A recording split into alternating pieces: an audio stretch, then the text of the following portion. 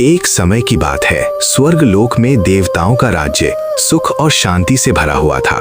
इंद्रदेव अपने सिंहासन पर विराजमान थे और सभी देवता प्रसन्न थे। तभी पाताल लोक में रहने वाले एक शक्तिशाली राक्षस ने सोचा, क्यों ना स्वर्ग पर अधिकार कर लिया जाए। यदि मैं देवताओं को हरा दूं तो तीनों लोकों का स्वामी बन जाऊंगा। उस राक्षस ने अपनी विशाल सेना तैयार की। हजारों राक्षस हथियार लेकर स्वर्ग की ओर बढ़ने लगे। आकाश में काले बादल छा गए और चारों ओर भय का वातावरण फैल गया। जब देवताओं को यह समाचार मिला तो वे चिंतित हो उठे। इंद्रदेव ने तुरंत सभी देवताओं की सभा बुलाई। उन्होंने कहा, यदि हम एकजुट नहीं हुए तो स्वर्ग संकट में पड़ जाएगा। सभी देवताओं ने युद्ध की तैयारी शुरू कर दी।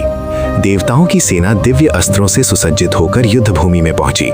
कुछ ही समय में देवताओं और राक्षसों के बीच भयंकर युद्ध शुरू हो गया। आकाश में बिजली चमकने लगी, धरती कांप उठी और चारों ओर अस्त्रों की गर्जना सुनाई देने लगी। राक्षसों की सेना बहुत शक्तिशाली थी और धीरे धीरे देवताओं पर भारी पड़ने लगी। देवताओं ने भगवान विष्णु से सहायता की प्रार्थना की। तभी आकाश से दिव्य प्रकाश प्रकट हुआ और भगवान विष्णु अपने तेजस्वी रूप में प्रकट हुए। उनके हाथ में सुदर्शन चक्र चमक रहा था। भगवान विष्णु ने युद्ध भूमि में प्रवेश किया। उनके आते ही देवताओं का साहस बढ़ गया। उन्होंने अपने दिव्य अस्त्रों से राक्षसों की सेना को पीछे धकेलना शुरू कर दिया। राक्षसों का राजा क्रोधित होकर स्वयं युद्ध में उतर आया। भगवान विष्णु और राक्षस राजा के बीच भयंकर युद्ध होने लगा। दोनों की शक्ति से पूरा ब्रह्मांड कांप उठा।